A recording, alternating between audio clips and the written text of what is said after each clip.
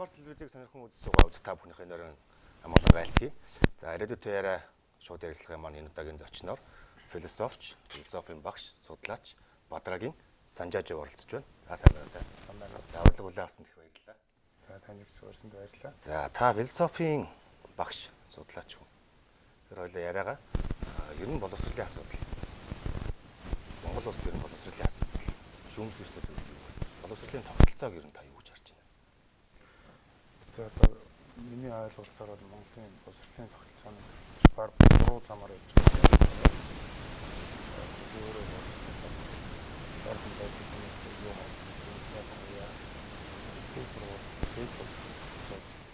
мөнгөөр төлбөртэй сургалтын систем тий. За энэ төлбөртэй сургалтын систем бол үндсэндээ маш боловсролын системд гол саад учруулж байгаа юм байна. Уг нь бол боловсрол үнэгүй байх ёстой. За тэгээ өөрөөр хэлбэл арилжааны биш байна гэдэг чинь боловсролын чанарт шууд нөлөөлж байгаа байхгүй. Жишээлбэл одоо Монголд бол хичнээн ч ихтэй сургуулиуд байдیں۔ За тэднэр нь болохоор нөгөө өөрсдөө оюутны төлбөрөөр амьдардаг учраас одоо тэр төлбөрийг авахын тулд боловсролын одоо чанар бол мутах асуудал нэгдүгээр гарч байгаа. Өөрөлдөө тэр хүүхдүүдэд одоо хүүхдүүд бол чанартай боловсрол эзэмшүүлье гэх зорилгын оронд олон хүүхдийг илсүүлж аль болохоор л одоо өндөр төлбөр тавьж ингэж л одоо бизнес өөрөлдөө боловсрол бизнес хоёр бол ерөөсөө нэг тогоонд багтах зүйл бол биш юм байна. Тэгэхээр энэ дэр маш их эмзэглэж явдаг. Би одоо жишээ хэлээ л дээ. Жишээ нь одоо би нэг хүүхэд одоо унгаачлаа гэж бодъё. Одоо шалгалтын дээр л. Тэгэхэд өөрөөр би тэр хүүхдийг унгаачихаар нөгөө хүүхд маань гараа авчих шүү дээ. Тэгэхээр одоо өөрөөр сургууль дахиад амьдрах боломжгүй. Нэг хүүхд харуул нэг хүүхдийн төлбөр. Тэгэхээр одоо манай захиралч гэдэг юм одоо юу гэдэг нь хоёрын дээд сургуулийн ч юм уу 90 сургуулийн захирлууд хүүхэд бас унгаах сонирхол багтаа болчихж байгаа байхгүй юу? Яг л тэрнийхэн мөнгөөр амьдрдаг аль болохоор их л үйлчлэг клиентэл алдахгүй шүү дээ яам тийм. Тэгэл болж өгвөл тэгэхээр энэ сургалт бол одоо чанартай байх нэгдүгээр үндэс байхгүй. За хоёрдугаар энэ олон сургуулиудын асуудал. Ийм их сургууль байх манад бас боломж байхгүй. Яг гэх юм бол боловсон хүчин бол одоо хангалтгүй шүү дээ Монголч одоо яг ихтэй сургууль багшлах чадвартай чансаатай тэр багш нарын тоон хэд вүлээ? Тэгээд энэ ихтэй сургуулиудын тоон хэд вүлээ та хард бодоод. Тэгэхээр одоо бид нэр зарим одоо сургуулиуд дээр очих үнэхээр бүр дөнгөж төгсөөд одоо ямар ч одоо практикгүй одоо бас онлайн одоо гүнзгий мэдлэггүйгээр шууд багшлах явдлыг гардаг. Ийм учраас бол сайн багш байх бас боломжгүй болчихж байгаа. Тэгэхээр энэ ихтэй сургууль ялангуяа ихтэй сургуулийн одоо энэ төлбөртэй систем бол Монгол хөтөлбөрийн дэлхийд дээр бол одоо асуудалтай. Өөрөөр хэлбэл бизнес боловсрол хоёр хизээч зохицох боломжгүй гэж би боддог. Тэгэхээр энэ бол боловсрол бол үнэгүй байх ёстой. Сургууль цөөхөн байх ёстой. Тэр хэрээрээ чанартай байх ёстой. Боловсролыг бол төр авч явах ёстой гэж би үздэг. Цэвэр төрөөс санхүүж болох ёстой. Та нар ярьлаа л да. За ихтэй сургуулийн багш нар за зарим нь ер нь дийлэн ихтэй сургууль хувийн сургуулиуд дээр л хүмүүс сургууль төгсчихсэн залуухан ажлын туршлагагүй за судалгаа шинжилгээний ажил төдийлөн одоо удаан хугацаанд тодорхой түвшинд хүртэл хийгээгүй ийм залуучууд багшилж байна тийм. Тэгэхээр ер нь дээд боловсролын асуудал тэр дундаа ихтэй сургуулийн багш нарыг сонгон шалгаруулах үйл явц ер нь ямар ах хэвээр юм бэ? Яг манайд бол одоо боловсролын яамнаас тэр эсвэл одоо тухайн сургуулиудын ерөнхий журам байгаа л да сонгон шалгаруулах. Гэхдээ би түрүү хэлсэн дэндүү олон сургууль байгаа учраас үнэхээр тэр сонгон шалгаруулалтын дагуу хийх айгүй боломжгүй. Угаасаа тийм хүн байхгүй. Тийм багш нарын нөөц байхгүй юу? Тийм боловсруучны нөөц байхгүй. Тэгээд хамаагүй тэр үнэхээр тэр дүрм журмаараа явлаа гэхэд хүн нь олдохгүй тэд нар чинь хин нэгийг авчил таараа шүү дээ. Яаж хийж байгаа л нэг авахгүй тэр чинь ямар багшгүй сургууль байж л дүнэ ш. Тийм ээ? Багшгүй сургуульд ямар хүн хэлсэхүү.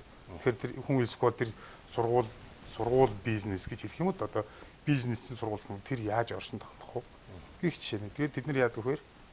Одоо за яг энийг авчиж арай боломжийн юм байна гэсэн байдлаар л авч байгаа. Тэгэхээр би бол энэ боловсролын салбар бол бизнесээс ангид байх ёстой. Боловсролын салбарыг төр санхүүжүүлэх ёстой, дэмжих ёстой. Харамсалтай нь одоо 90-ад оноос хойш одоо хамгийн түрүүнд одоо боловсролын салбарт орсон салбар дотор бол дээд боловсролын салбар юм байна. Дэндүү их чөлөөтэй дураараа тавьсан ямар ч одоо магадлал одоо юу яг магадлал итгэмжлэгдсэн гэдэг юм байгаа л да. Тэгэхээр тэрийг бол одоо бид нар мэдэн шүү дээ. Бид нар өнөөдөр ямар нэгэнд амьдарч байгаа вэ? Тэгэхээр одоо тэр сургууль нь шаардлагатай боловсруулагч нар хангацсан уу? Шаардлагатай байр тамхинд байна уу? Одоо материалын бааз нь байна уу? Нэг бол нэг шалгаж айхтар яаж ядах байх гэж би боддог. Одоо яг ажитаачлал буюу одоо тэр сонгон магадлан итгэмжлүүлэх үйл явц бол үүргээ гүйцэтгэж чадахгүй байна л гэж тайлбар. Үгүй угаасаа тогтолцоо нь буруу байхгүй. Тэр одоо юу гэдэг тэр магадлан итгэмжилж байгаа байгууллага жишээлбэл боловсролын яам эднэр бол хөр хянтай магадлан одоо итгэмжил одоо юу гэдэг тэгээд одоо бүх сургуулиудыг хасаад бүгдийг нь одоо хаалганд бариулах бас хэцүү шүү дээ. Ер нь ингээд олон улсын зарчмыг олон улсын байдлуудыг харж байхад хүн амд одоо хэдэн хүн амд насан турсан одоо оюутан болох боломжтой хүн амд нэг ихтэй сургууль байна гэсэн тийм. За би энэ багцаа байдаг юм. Багцааг нь бол би сайн мэдэхгүй. Гэтэл зөвхөн би яг тэр судалгаа тоо бол хэлж чадахгүй байна. Гэхдээ манайх шиг ийм нэг хүн амд ногдох энэ дээд сургуулийн тоо бол манайх чинь дэлхийн тэргүүн шүү дээ. Энэ чинь гэхдээ энэ нэг юм буруу зүйл одоо тийм энэ одоо гажиг тогтолцоо л гэсэн үг тийм гажилт одоо буруу тогтолцоо нэг багтах. Тэгэхээр одоо энэ чинь яг одоо энэ юутай холбоотой гэхээр энэ ихтэй сургуулиуд үйлдвэр манайд үйлдвэрч байхгүйгаас болж ихтэй сургуулиуд яг нөгөө одоо өөрөөр хэлбэл хувийн дээд сургуулиудад зах зээл харьцангуй чөлөөтэй болчихж байгаа байхгүй юу. За эдийн засагч одоо юу гэдэг хуульч гэл янз бүрийн одоо яг энэ технологийн салбар биш, техникийн салбар биш, үйлдвэрийн салбарт биш бэлтгэдэг одоо ангууд их нэгжиж шүү дээ. Өөрөөр хэлбэл бид нэр ямар нэгэн одоо техник шидэс ч юм уу одоо сургууль төгсөөд очих газар их ховор. За сайн дал захлагаар ч юм захлагаан түгээх сүлжээний төвч гэдэг юм уу. За эрдэнэт үйлдвэрч юм их хуучин социализм үед бол өөр байсан. Бид нэр социализмд 1950-ад оноос эхлээд энэ жинхэнэ боловсон хүчин бэлтгэж эхэлсэн. За ялангуяа манай одоо аж ахуйн гол салбар хөдөө аж ахуйн салбаруудад одоо зоо техникч, малын эмч, агрономч те. За тэгээд 60-аад оны үед манайх ч одоо үйлдвэржилт эзэмтэй явагдсан. За энэ үед одоо нөгөө нэг үйлдвэрт ажиллах машинист, одоо механик юу гэдэг те. Одоо зорогч одоо тэр бүх одоо техникийн салбаруудад техникумаар бэлдэжсэн. За энэ техникум бол асар чанартай айгу мундаг байсан. За техник мэргэжлийн сургуулиуд ч гэсэн одоо тэр барилгын техник мэргэжлийн сургуулиуд, за бусад одоо техник мэргэжлийн сургуулиуд бол хангалттай сайн хүнээ бэлдэжсэн тийм сайн туршлага бол биднэрт бий. Харамсалтай нь одоо энэ 90-ад оноос хойш аж үйлдвэр байхгүй болсон. Ямар ч үйлдвэрлэгүй зөвхөн одоо ганцхан 8 хийдэг. За нэг ийм л болсон учраас үндсэндээ энэ хүмүүсээ шингээх газар болчлоо л. Тийм ч учраас одоо дээд сургуулиуд аюу хурдцтай хөгжсөн. 90-ад оны их юм үеэс эхлээд яг ганцхан 8-нд явахдаа бизнес рүү орох, жижиглэнгийн 8 гэсэн юм давлгаа том явж л тэ. Түүний дараа бол боловсрол эзэмших хэрэгтэй юм байна гэсэн. Ямар ч гэсэн дипломтой болъё, дээд боловсролтой болъё гэсэн нэг том давлгаа үүснэ одоо жишээл баг л та. Тэгэхээр за боловсролын систем, боловсролын тогтолцоо ерөнхийдөө иймэрхүү байгаа юм. Нэг л болж өгөхгүй байж тийм үү. Тэгэхээр за ихтэй сургуульд орж боловсрол, чанартай боловсрол эзэмшихийг хүсэж байгаа оюутан залуучууд. За тогтолцоо нэг нь тийм байгаа юм чинь бидний энэ араа шүүдэнд нарууд эргээ явчих юм байна гэд харанхуугаар хэлж болохгүй нэ. Тэгэхээр жишээ нь хувь хүн одоо ихтэй сургуульд орохынхоо өмнө өөрөөсөө эхэлж бодъё л да. Би ихтэй сургуулаа жишээ нь яаж харж сонгох хэрэгтэй вэ? Та багш өнөөднөөс зөвлөгөө өгч. За мэдээжийн хэрэг хувь хүний өвчин зүтгэлээс бол боловсрол бол хамаарна л да. Гэхдээ байгаа тогтолцоо маань нэгэнт ийм учраас чанартай боловсрол эзэмших ер нь боломж байхгүй байгаа учраас одоо хүүхдүүд бол ямар ч одоо сайн хүүхд гэдэг юм уу одоо ямар ч одоо мэрийгээд одоо бас хангалттай боловсрол эзэмшихэд хэцүү. Яг хөө үнэхэрийн одоо цөөхөн одоо юу гэдэг хүмүүс багшийн зааснаас илүү ч гэх юм уу одоо багшийн шаардж байгаас илүүгээр өөрийгөө шаардаад дайчлаад тэгээ гадаадын одоо ихтэй сургууль жишээлбэл одоо Японы нөгөө стипендтэй за одоо бусад орнуудын стипендтэй сургуультанд хамраад ингэж явах боломжтой. За тэр үднээсээ л гэхээс биш одоо Монгол ерөөсөө тогтолцоо нь одоо боловсролын тогтолцоо өөрөө ийм бизнес болцсон учраас тэндээс ирнэ хүүхдүүд олигтой юм харахад бол Ямар тач бизнесээс салах тэг хэрэгтэй. яг зах зээлийн үед ингэсэн шүү дээ. Түрүүн өөр та ярьлаа. Зах зээлийн үед бол ганцхан 8 хийгээл ингээл гүүгээл одоо ер нь сургууль хэрэггүй юм байна. Гэхдээ ер нь сураад чирэггүй юм байна гэх нэг яриа гарсан. Одоо хүн болгон математикч байх албагүй, хүн болгон физикч байх албагүй гэдэл одоо радио телевизээр ярьцгааж байгаа л одоо тэр үед боловсролыг нэлээд доогор үнэлгээтэй болсон тийм малдаад амьдарч болно шүү дээ гэх тийм ээ. За тэр үеэс бол харьцангуй дээрээс одоо бол таны хэлдгээр яг үнэн ерөөсөө юм сурахгүй болохгүй байна. Одоо боловсрол эзэмших ёстой байна. Харамсалтай нь энэ одоо сайхан хүмүүсийн одоо чиг хандлага маань нөгөө тогтолцоо нь буруу учраас буруу тогтолцоонд ороод хуурагдаад. Өөрөөр хэлбэл энэ ч одоо асар их хэмжээний мөнгө хөрөнгөний л асуудал шүү дээ. Одоо өдөөний оюутнууд хамаг ээж авах одоо мал хамаг түүхийдийн заруулаад ирээл тэгэл нэг худлаа боловсрол худлаа диплом худлаа юм хөөцөлтөл баахан мөнгө хүрээл тэгэл гараад ямар ч ажил байхгүй. Тэгэл одоо ажил болоод өгөөч гэж амтайх түүсээ гуйгаал тэгэл яг цөөхөн хувь нь олж л байгаа. Ихэнх хувь нь одоо дандаа боловсрол одоо ажилгүйчдийг нэг жил Дипломтой одоо дэлгүүрийн дипломтой дэлгүүрийн худалдагч бол их юм шүү нэрээ. Зарим нь дэлгүүрийн худалдагч болж чадахгүй. Энэ бол их харамсалтай. Энэ улсуудын буруу биш байхгүй юу? Угаасаа тогтолцооны буруу. Зөвхөн боловсролын тогтолцоо биш.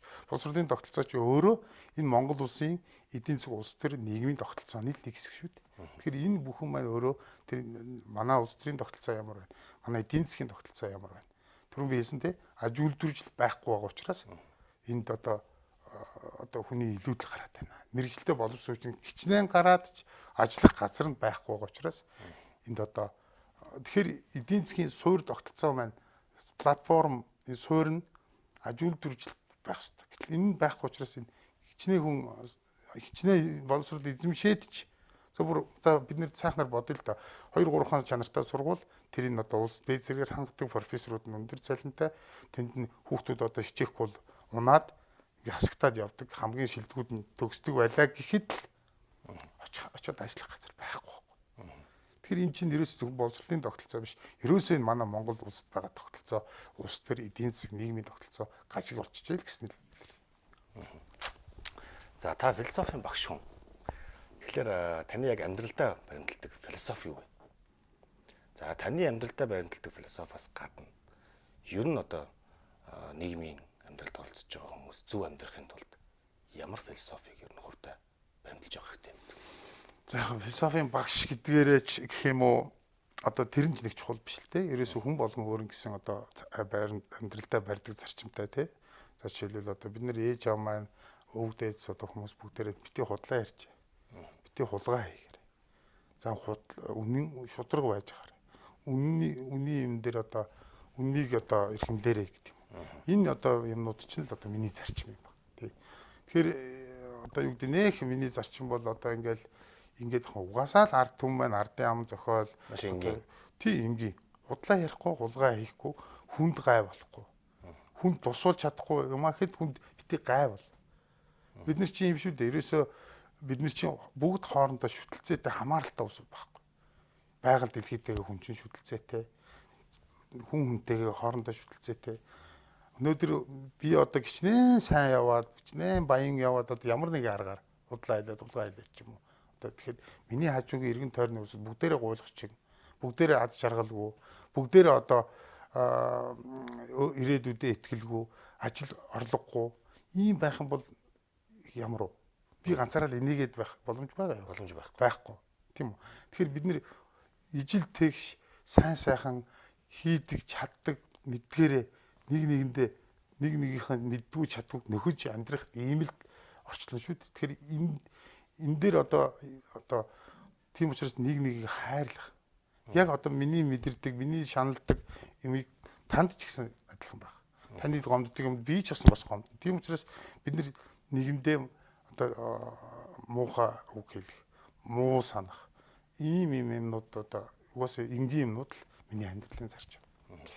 Хүнтэй харилцахынхаа өмнө тухайн хүний оронд өөригөө байсан бол яах вэ? Тийм, яг л тэгж боддог. Тэглгүй яг одоо тийм би ч одоо Кант судлаач гэх юм одоо би Кантын этикээр судалгааны ажил бичиж байгаа. Тэгээд Кант бол яг л энэ талаар хэлсэн. Одоо моралын хуулиуд өөрөлдөө нэг суртахууны хуулиудыг томьёолох гэж оролцсон хүн л дээ. Моралтай бай, ёс суртахуунтай бай, ёс зүйтэй бай. Тэр зөвхөн моралтай бай гэж одоо уриалаа зогсохгүй.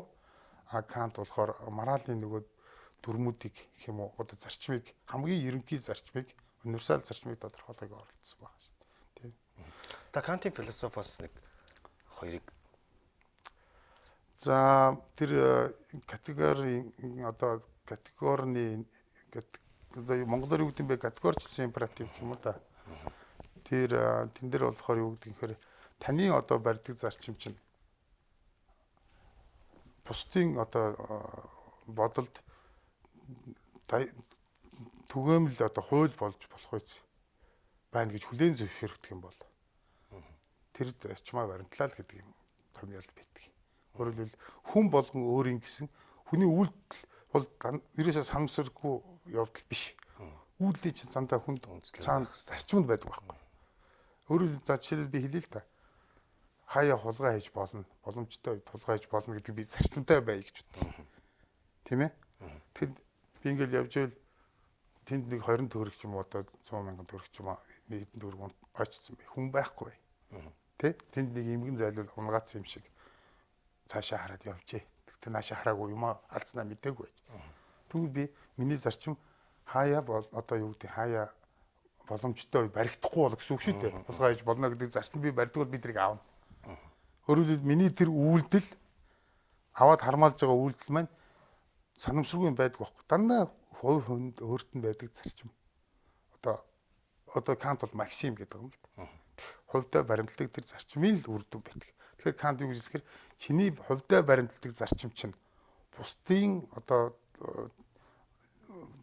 бусдынхаар бол энэ зарчим чинь даяар түгээмэл гэх юм одоо хаанч хэрэглэгдэхээр боломжтой юм байна гэж хүлээн зөвшөөрөх үс байх юм бол чи наад зарчим чинь зөв шүү гэдэг тийм томьёол хийсэн. За Кантын хамгийн том юм. Кант юу гэсэнхээр ер нь энэ физик, математик, Кантын одоо амьдарч ирсэн үед бол байгалийн шинжилгээ ухааны том нээлтүүд гарцсан, таталцлын хууль, Ньютоны хууль одоо юу гэдэг юм бүх хуулиуд гарцсан байсан. Байгалийн шинжилгээ ухаанд энэ одоо хуулиуд одоо энэ томьёологдчиход байхад яагаад бид нэр хүн хүний ёс суртахууны хүн одоо энэ юм томьёологдох боломжгүй гэдэг л асуудлыг тавьсан л да. Тэгээд Кантын саяын категорийн одоо манайхан эцэг зарчим одоо янз бүрээр л орчуулад байгаа. Гэхдээ би бол категори императив гэж хэлж байгаа.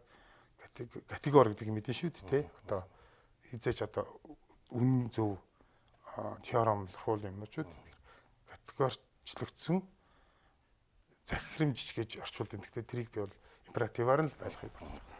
За жишээ нь одоо за хулгай хийж болохгүй гэсэн үндсэн зарчимтай юм тийм үү? Тэгвэл тэр хүний ахгүй. Тэр монголоор энэ бол монголчууд ингэж ярьдаг шүү дээ. Энэ ноён нуруу сайтай хүн дээ. Ер нь ноён нуруугаа алддаг үү дээ. Нэг хүн дээ гэдэг юм уу. Гэтэл энэ зарчим одоо энэ амьдралынхаа турш баримтлах ноён нуруу гэдэг зүйлийг хүмүүжлэр олгодог. Гэр бүлийн хүмүүжлтэй. Гэхдээ зарим хүмүүсийн өссөн орчин, хүүхдүүдийн өссөн орчин, амьдралын боломж те эцэг юм байдал зэрэгээс шалтгаалаад хүмүүжлэр авахгүй байж магадгүй тийм үү. За тийм нөхцөл байдал мэдээж зарим хүмүүс тохиолдож байгаа. Тэгвэл энийг боловсрлоор за 10 жилийн боловсрлоор юм уу, альсгүй ихтэй сургуулийн боловсрлоор нөхөх юм уу? Энэ талыг одоо нэг дутагдaltaй байгаа тэр талыг боловсрлоор нөхөж болох уу? Сонирхолтой асуулт байна. Яг би наа чинь баг 2 ч асуулт болж байгаагүй юу. Эхнийх нь тэр нөгөө ноён нуруу гэдэг асуулт тий. Ноён нуруу гэдэг ойлголт бол айгүй бүдэг ойлголт. Ер нь бол хитрхи ерөнхий тэгэд яг тодорхой биш. Ер нь бол зарчмууд тодорхой байх ёстой. Хулгай хийж болохгүй, худлаа хийж болохгүй, хүн алж болохгүй, хүний гомдоож болохгүй гэдэг юм. Ийм тодорхой байж ижил сая мөрдлөгөө болж явна уу гэхээс биш. Ноён нуруу тий. Одоо юу гэдэг гүндүүгүй ир. Одоо юу гэдэг тэр Монголын одоо манай одоо ихэнх хэрэглэгдээд байгаа нэг юм хээгүй тийм ээ. Юу гэсэн үг юм те? Хээгүй гэж. Яг юу гэсэн үг? Яг юу гэсэн тодорхойлолт нь юу юм? Тийм байхгүй байхгүй юу? Тийм юм байхгүй. Тэгэхээр энэ ийм бүдэг бадаг ийм юмнуудаас чинь болоод тэр одоо үл ойлголцохгүй учраас хүмүүсийн оронд дахиад үл ойлголцол үсээд тэгээ үл ойлголтоос уур уцаар үсээд зөрчил үсээд ингээд замгарч байгаа. Тэгэхээр тэр зарчмууд чинь яг тоочны байх хэрэгтэй. Тэгэхээр энэ одоо нөгөө монголчуудын ерөнхийгөөс баг руу явдаг энэ сэтгхүүтэй. Тий, ер нь манай хэлчихсэн тийм сонирхолтой шүү дээ. Ер нь бол жишээлбэл герман ч юм уу, англи ч юм уу одоо эхлээд одоо хаалганы номер тий, тэгээд одоо гудамж, тэгээд дараа нь хот гэдэг бол. Манайх бол тэгээд эхлээд Монгол улс, тэгээд Улаанбаатар тий. Тэгэхээр энэ яг хоо бидний нөгөө хэл сэтгхүүтэй холбоотой л доо. Гэхдээ бид нар энийг нөхөж бас болно. Тий, энийг илүү тодорхой жишээлбэл ноён нуруу гэж явчих юм. Яг юу юм бэ гэдгийг ямар нэгэн хүн судлаад гаргаад ич болно шүү дээ. За ноён нуруу гэдэг нь яг энэ худлаа хэлдэг үнийг ноён нуруутай гин, хулгай хэлдэг үнийг ноён нуруутай гин, одоо юу гэдэг авгаа сольдог үнийг ноён нуруутай гин, юу гэдэг одоо тийм ээ. Одоо ингээд яг тоочны байх хэрэгтэй. Эдгээр тодорхой зарчмуудаа мөрддөг хүнийг бол ноён нуруутай. Тий, одоо яг ингэсэн тохиолдолд наад чинь ноён нуруу гэдэг нэг юм бүхэл юм үүснэ. А нэг нь байхгүй бол бишээ ч гэдэг юм. Ингэхгүй бол нэг ноён нуруутай хүн гом хээгүй шүү, тий? Нэг юм сан. За түрүүний нэг хүмүүжлийн одоо ямар нэгэн доголдлыг боловсрлоор нөхөж болох уу гэдэг асуудал. Их чухал асуудал. За орчин үед одоо энэ хотцсон нийгэмд бол одоо гэр бүл юу гэдэг ямар эцэг их байна, тийм хүүхэд байна ч гэдэг юм уу. Эсвэл энэ хүүхэд гэрийн хүмүүжлээсээ болдог гэдэг би бол хувьдаа бол эсэргүүцдэг. Яагаад тэгэхээр бид нар бодоод үз. Гэр бүлд өнгөрөөж байгаа хүүхдийн цаг гэр бүлээс гадуур өнгөрөөж байгаа хүүхдийн цагийг бид нэр тооцоод үзье л дээ. За бараг л гэртээ байгаа цаг. За сургуульд орсон хүүхд юм эсвэл цэцэрлэгт амрагдсан хүүхэд бол гэртээ байгаа цаг нь бусад гэрийн бус нөхцөлд байгаа цагаас хамаагүй бага баг шүү дээ. Тэгэхээр хүүхэд ерөнхийдөө мэдээлэл хаанаас авчин зөвхөн ээж аваас авахгүй, зөвхөн одоо юунаас авахгүй, өмнөө өвгөөс авахгүй, дүү ахчээс авахгүй. Цэцэрлэгийн ангийн найзаас, цэцэрлэгийнхэн багшаас, эсвэл сургуулийн багш, сургуулийн найз маш олон зүйлийн нөлөөллөөс. Тийм, тэгээ гудамжинд тийм ээ. Тэгэл одоо хонд нэг хүүхэд би одоохондоо хүүхдтэйг чи гудамжинд хог хайж байдаг болоорой муухай шүү. Соёлтой байгаараа гэж байж л хилжээтэл сургадаг байтал миний одоо хүүхэд сургуулаа тараал явж хажуунаас нэг харж ивнээс бананы айлс урдаас нэгэ шийдэх юм бол тэр хүүхэд аав ингэж сургасан. Гэтэл ийм байдаг. Ингэж болтго юм биш. Эргэлзээ төөрөгдөлд орж байгаа. Тэгэхээр энэ ийм юмнуудыг бол одоо өөрөөр би тэрэн дээр их эмзэглэж явдیں۔ Одоо гэр бүл одоо дээр үд юм байсан. За саахалт айлууд хоол нөгөө ийм төвлөрөл байхгүй. Тэгэл ерөнхийдөө малаа дагна. Гэртээ ирнэ, малаа дагна, гэртээ ирнэ. Гэр бүлийн хүмүүс лам багш дээр очин. За ээж аваар нь лам багш дээр очиод багшаас асуудаг юм асуун. Тэгж болохгүй, ингэж болохгүй, нүгэл шүү, буян шүү. Айгүй тодорхой. Наад чинь нүгэл, энэ нь буян. Ээж нэрэл, хүүхдтэй аав нэрэл, үгүй тэгдэг юм шүү. Наад чинь буян, тэр нүгэл. Загаал тэр хүүхд. Тэр дээр үеийн нүүдэлчний нөхцөлд бол гэр бүлийн хүмүүжлээс шилтгаална гэдэг бол зөв. Одоо бол их ямар ч боломжгүй. Тий. Сургуулийн орчин. Одоо бүх л орчинд ялангуяа хүүхдүүдийг сургуулийн орчинд, цэцэрлэгийн орчин, бусад орчнуудад айгүй анхаарах хэрэгтэй. Багш нар тэрэн дээр нөлөөлөх хэрэгтэй. За боловсрол хүмүүжлийг нөхөхүүд бол нөхөн. За нөхөхгүй яах вэ? Одоо жишээлбэл одоо Монголд байжгаад айгүй тодорхой байдаг шүү дээ. Монголд байжгаад Солонгос яваад ирсэн залуучууд энэ чинь. Тэгээ ерөнхийдөө зүгээр л одоо энд баг ажилгүй 10 төгсчөөд ингээд ээж аваад даатлагсан ээж хоёр нь яаж хийж байгаа хөөцөлтөд өмнөд Солонгос руу одоо ажиллаар яв. Очоод соёлчод ирдэг. Эсвэл одоо сургуульд яваад ирдэг. Сургуульд явсан хүмүүсд яадаг. Тодорхой жишээ байна. Тийм. Гэхдээ эрдэм боловсрол бол хүний тэр хүмүүжлийн тоглолт бол нөхөж болно. Тэмдэр бол суул. Бас энэ орчны асуудал 100% биш юм аа. Цогцоороо ерөнхийдөө бол ер нь бол хүн чинь том хүнч бай, хүүхдч бай, нэр нь ингэж болдсон байна. Эдгээр одоо хулгайж болохгүй гэж бодсон ч гэсэн одоо ерэн ихэнх хүмүүс тэгдэг шүү дээ. Үгүй тэр улс төр чинь ч одоо хулгай хийгээд болоо л шүү дээ. Үгүй тэрэнд одоо сайхан л амьдраад шүү дээ. Тэ? Одоо нэг юм хандлагатай болчихлоо. Тэг бүгд тийм. Тэгэл одоо нэг хулгай хийж болдсон юм байна, худлаа хийж болдсон. Ерөнхийлөгч ч юм уу одоо юу гэдэг ерөнхий сайд ч юм уу одоо юу ч байдаг, их хурлын гишүүн ч байдаг хулгайг л явж идэг. Тэгээ тэрийг сагдаа зэрэглэх сонирхдаг. Тэгээд удирж байгаа улсууд мань өөрсдөө зөвхөн гараад юм хэвлэл мэдээлэл хэрэгслэр чи их хулгай хийсэн би баг хулгай хийсэн. Гэх нь тийм. Одоо тийм шүү дээ. Тийм бүр цайрцсан гэх юм уу та тий. Тэгээд одоо тэр чи би хүүхдэд харуулаад суучих хэцүү.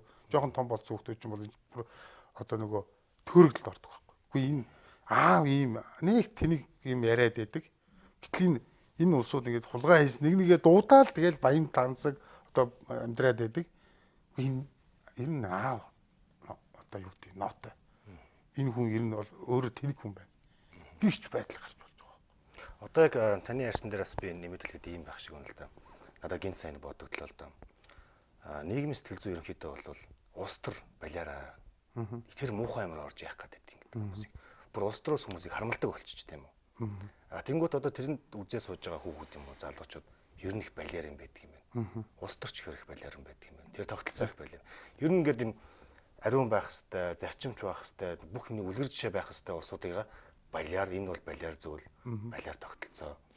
Нэг юм хар нэг аимшигтай хадны хар мангаа гэдэг юм байна ажиллаа штэ. Тэгэхээр энэ одоо энэ нийгэмд байгаа энэ одоо ойлголтыг хов улс төрчөөс гадна ер нь боловсролын салбараар ч юм уу яг ямар салбаруудаар ингэж алхамтай чадтараад байгаа энийг ойлголтыг арай зөөлрөх хэрэгтэй. Хандлагыг өөрчлөх хэрэгтэй. Ерөөсөө одоо нөгөө ах уу одоо байж байгаа нь ямар байна? Хүний ухамсар тийм байна гэдэг ойлголт. Өөрөөр хүн чинь ерөөсөө юмыг тусгаж авдаг шүү дээ. Мэдрэхүүгээр ерөнхийдөө бүх мэдээлэлээ одоо мэдрэхүүгээр хүлээж авдаг. За тэгэл өдөр болгон зургатаар гарч байна. Тэр ч хулгайш өөрсдөө ч одоо хулгай хийснэ дуудаж байна, худлаа хийснэ. Тэгээ бүр ичмээр тий ийм юм гараадахаар улс төрчдийн нэр хүнд унахаас арга байхгүй.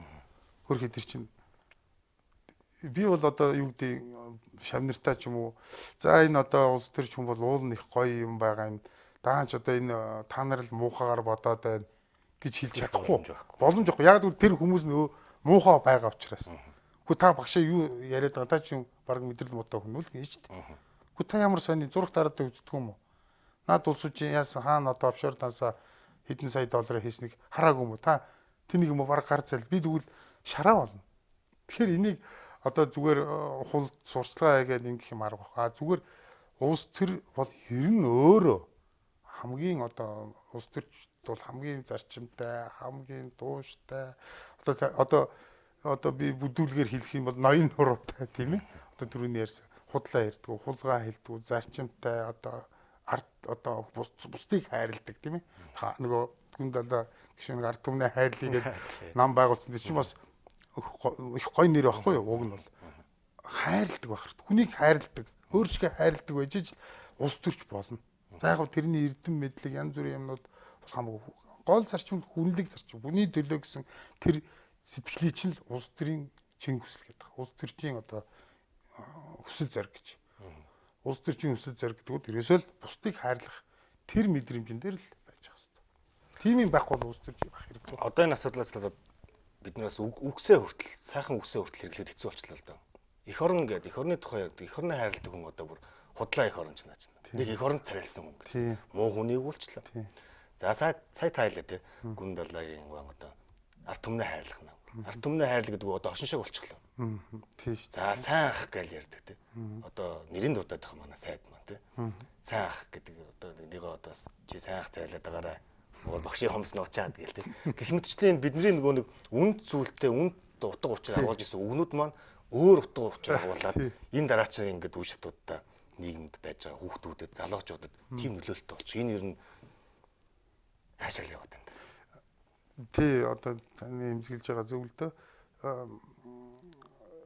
их хорон шуудрага яс. Тэгэл одоо гоё нэрнүүд байна шүү дээ нөгөө.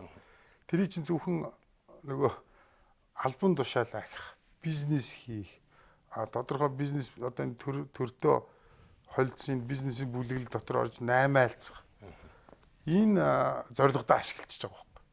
Уг нь тэр чинь ингээд дахиад бид нэр ингээд хамгийн одоо идеал шүтэх ёстой тэр юм болгоод ингээд явах ёстой юмыг зүгээр л авчид албан тушаал 8 панзныхаа хэрэгсэл болгоод алчуурш болгочих жоох.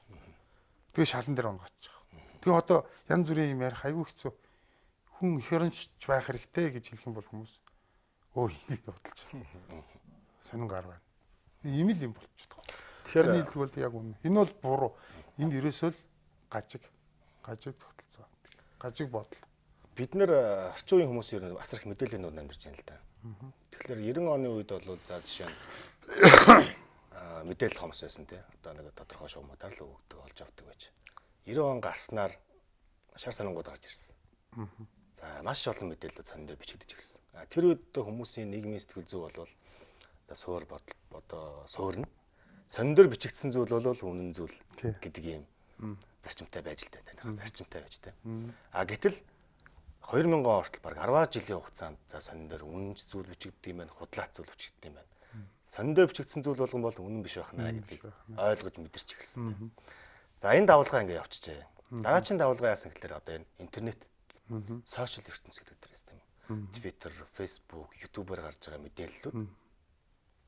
Одоо ингээд ажиглахад ерөөсөө олон нийтийн хэрэгсэл мэдээллийн одоо интернет орчинд бол тэнд үнэнч бай, худалч бай, бүр хүний эвлүүлэг хийгээд Google-тэйгээр хүртэл одоо эвлүүлэг тавьсан юм хүмүүс итгэдэг юм уу? Тэгээ яа гэдэг доотлолт нь ямар ч фильтргүйгээр тэрний тухай шууд сэтгэлээ үлдээж эхэлдэг. Тэгэхээр хүн энэ олон мэдээллүүдийн дунд яаж зөв мэдээлэл, буруу мэдээлэл дээр анализ дүн шинжилгээ хийх ёстой вэ? Энэ бол айгүй. Альсгүй энэ нөгөө нийгэмд нь даатгаал одоо тэр цаг хугацаанд нь даатгаад өөрөө одоо илэрших ёстой. Туулах ёстой зам юм. За би наадхан дээр чинь бол юу гэж хэлэх чинь тэгэхээр социализмын үед манай нэг онгой шиг юм байдаг шүү дээ. Манай Баабургой. Социализм өстой гурай байсан. Одоо бүр манай элбүүд орж байгаа ч хүртэл марвж идэж байгаагүй гэсэн тий. Баабург болохоор социализмд хэн гар утстай байсан гэдэг шүү дээ. Тэр ч угаасаа гар утс байгаагүй байхгүй. Тэгэхээр тийм их мэдээлэл орж ирэх угаасаа тийм мэдээллийн олон их сурвалж байгаагүй. Нэгдүгээрт байл тэнд одоо үндсэндээ намын үнэн сонин, хөдөлмөр сонин одоо юу гэдэг тийм ээ. Ийм цөөхөн сонингоор тэгээд үндэсний телевиз одоо баг явдаг.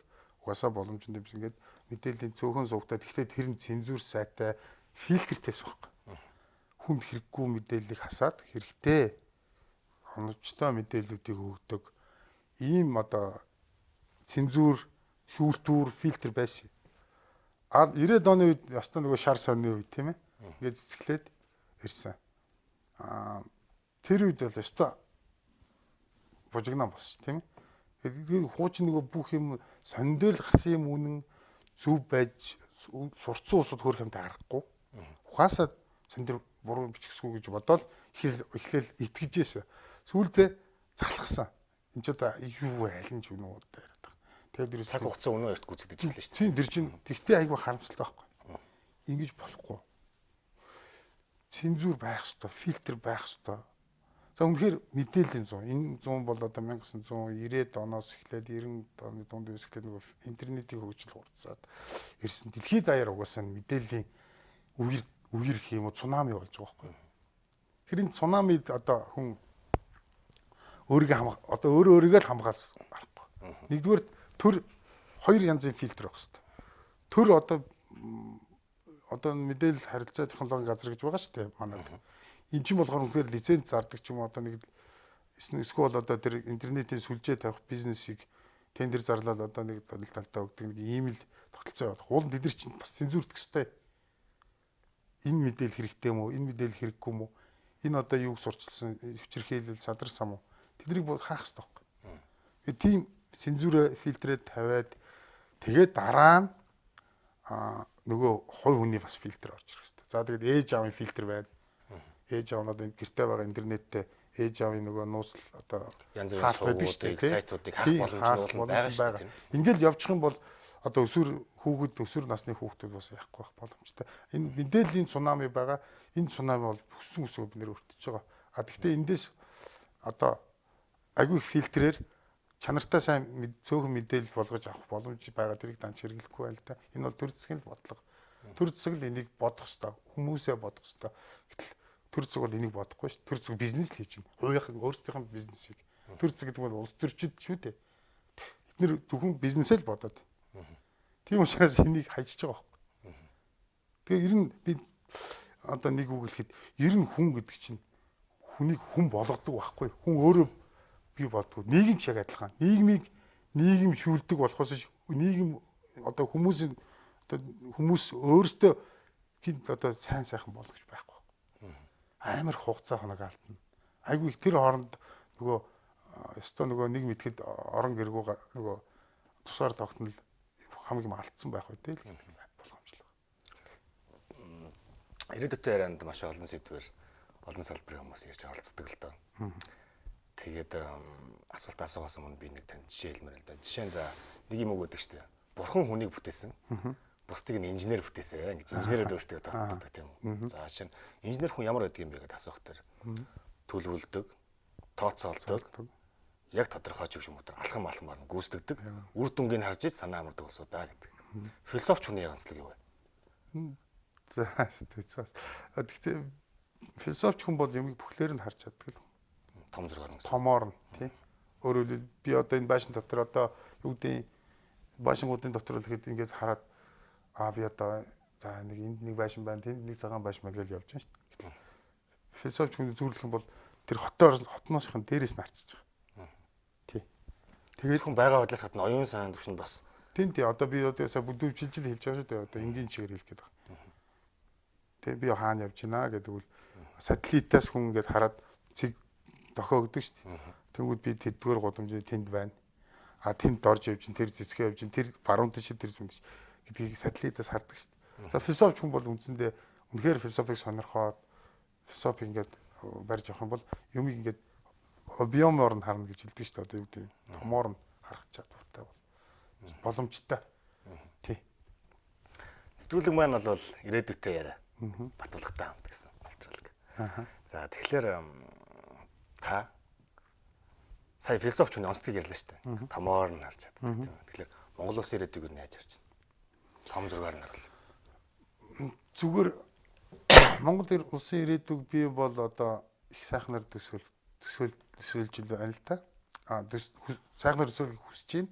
Гэхдээ яг одоо байгаа энэ тогтолцоо, одоо байгаа нь эдийн засаг, нийгэм, улс төрийн тогтолцоогоор бол Монгол маань бас маш хэцүү харагдаж байгаа. Би үндсэндээ баг юунд дэмжиглэж байна гэхээр сая тэр Узбекистанд үлээ, Тажикстанд үлээ сайн нөгөө хятадын нөгөө нэг зэргүүд орлоо шүү дээ. Нөгөө ягаад гэвэл их өрөнд ороод тэгээд орд газраа өгөөд хитэн жилээр ш төрөлсөн мөлий.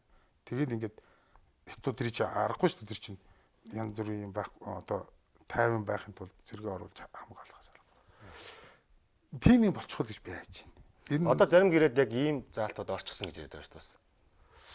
Нөхцөл байдал үүссэн тохиолдолд зэрэгээ оруулж хамгаалах. Тийм шүү дээ. Одоо тэр Узбекийн ч юм уу тэр Тажикстаны улс төрчдийн л одоо шунал тэр буруу шийдвэр харлаган бодлого хувийн гишээсэн чанар тэрнээс л болж байгаа шүү дээ. За та яг өөрийн 10 жил ирээдүг. Хэрвээ зөв явах юм бол Монгол улс 10 жилийн дотор айгүй боломжтой болж болно. Эдийн засгийн зөв тогтолцоотой, улс төрийн зөв тогтолцоотой нийгмийн одоо зөв сэтгхүйтэй байх юм бол Монгол бол айгүй амархан хөл дээр босно. Яагаад гэх юм бол Монгол ч айгүй баян орн байхгүй. Мал одоо юу гэдэг өнөөдөр одоо 40-50 сая малтай болсон тийм ээ. Яг би тэр малын тоонд жоохон итгэхгүй яхад тэр нөгөө малчид нөгөө банкнаас зээл авах гээд малаа өсгөөд хэлжт юм байлээ. Тэгээд тэрийг яг гардаад ингээд тоолох хүн байлээ. Тэр нь бол за тийм үү балдан чи тэдэн малтаа юу гэж бичиж аваад тэгээд тийшээ тайлан мэдээ өгдөг юм шиг байл. Тэг би тийм их бол бас байхгүй гэж бодож байгаа зүгээр яг сайхан мал байж гин тийм ээ. За тэр бол тустай яриа. Сайхан одоо хөрс одоо Шилэнгийн орон байна. Манай төвийн орнууд чинь хөрс одоо тариалан тарих боломжтой. Төмс ногоогоо тариад идэх боломжтой юм байж гин.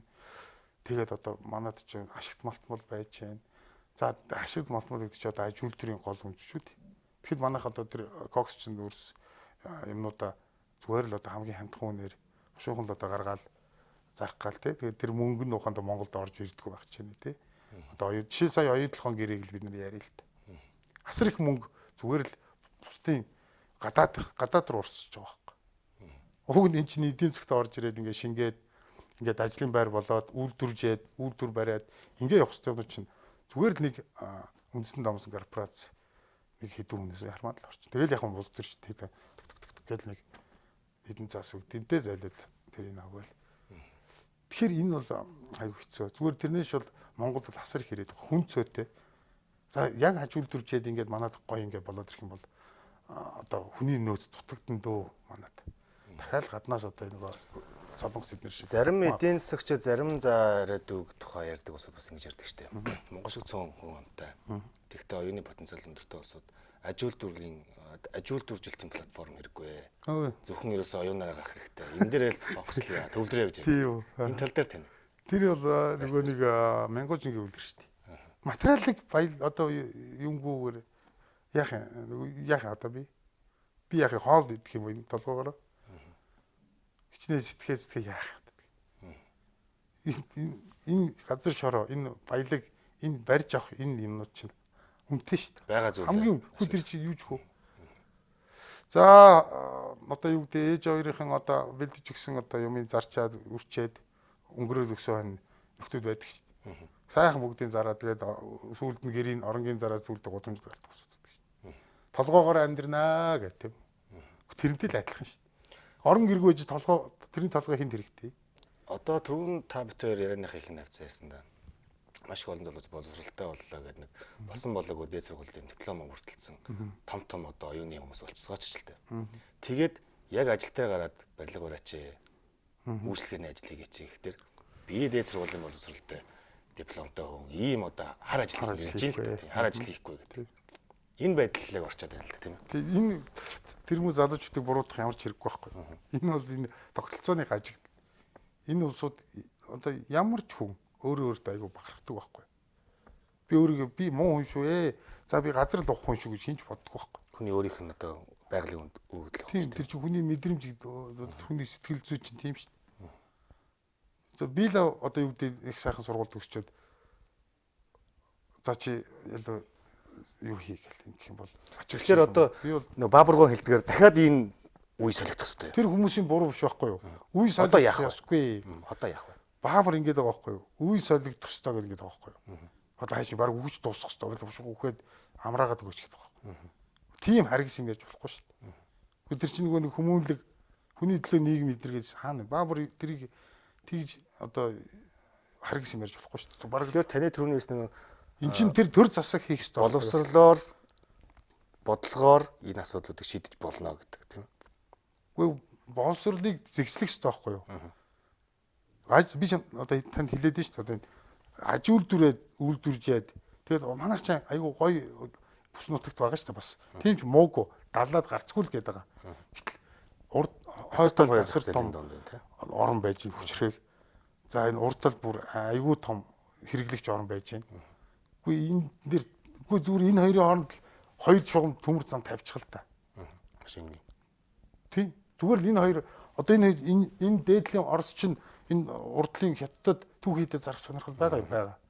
Энэ хоёр одоо байгалийн хийгээ хамгийн дэд цомор явуулах боломж байгаа юу? Байгаа. За энэ хойдлын Сибирийн орон Монголоос одоо био мах бүтээгдэхүүн авах сонирхол байгаа юу? Байгаа. Үгүй энийг л ашиглаж байгаа. Бид нэр социализмд хийж ирсэн шүү дээ. Монголд байгаа түүхийд одоо гол мал аж ахуй бүтээгдэхүүнийг бүгдийг нь одоо эцсийн бүтээгдэхүүн болоо гаргаад экспортлж байсан түүх байгаа шүү дээ. Үгүй энэ ч одоо тийм муу мухай юм юу юм? Валют олж ирсэн шүү дээ. Жилд одоо 10 сая мал амьдаар нь болон одоо гулуузаж гаргадаг. Тэгээд манад жилд нэг 10-аас 9-өөс 10 сая төл хүлээж авдаг. Тэгээд нэг 24-өөс 25 сая малтай. Тэгээд нөгөө тэр чинь нөгөөх баялгаа хамгийн дээд зэрэгээр ашиглаж байгаа байхгүй. Одоо би санжид манай авч макамнад талж ирсэн. Манай ах ич нар ямар ажил хийж өгөхөр ямааны сахал одоо бойнд орж байгаа ямааны сахлын гэж хайчлаг. Тэр нь яд гэхээр Японд руу экспорт хийсэн байхгүй. Сахлын. Юунд зориулдаг гэж биерэнд. Биерний түүх хийдэг байхгүй. Ямааны сахал хөвгөлийг хүртэл бид нэр ашиглаад валют болгож исэн түүх байгаа шүү дээ. Энэ социализмыг нулимаад байгаа байхгүй юу? Гэхдээ өөртөө юу хийцгээр юу ч хийгээгүй л байгаа байхгүй. Тэгэл одоо ашиг одоо юу гэдэг нь уул уурхайн салбарт Монголыг харна гэж байна. Уг нь туршлага юмнууд байж одоо Сэлэнг дархан Улаанбаатар гэсэн энэ үйлдвэрийн орнууд төвлөрсөн төвийн шугамаа энэ уртрагийн дагуу. Тэгэд тэнд одоо ховд говьлтаа завхан энд одоо дорнодын макаминад дорнодод үйлдвэрч зүүн баруун төв гэсэн ийм аж үйлдвэрийн платформ хийцэн байсан шүү. Тэрийг устгал хайцсан шүү. Тэрийг сэргээхэд болно шүү. Тэрийг ухаан шаардахгүй шүү. Өө энэ юм бэ. Тэгээ хуучин бодлогоор л явчихсан. За та бит хоёрын нэвтрүүлгийн маань цаг өндөрлсөн байна. Маш сонирхолтой өргөн зарвартай сэдвээр ярьсан учраас цаг хугацаа маань хэсгүүд өнгөрсөн байна. Тэгэхээр нэвтрүүлэг төрүүлсэн ирсэн танд маш их баярлалаа. Смарт телевизийг сонгон үзэж байгаа үзэж та бүхэндээ баярлалаа. Дараагийн дугаар хүртэл баяртай үзэгчтэй.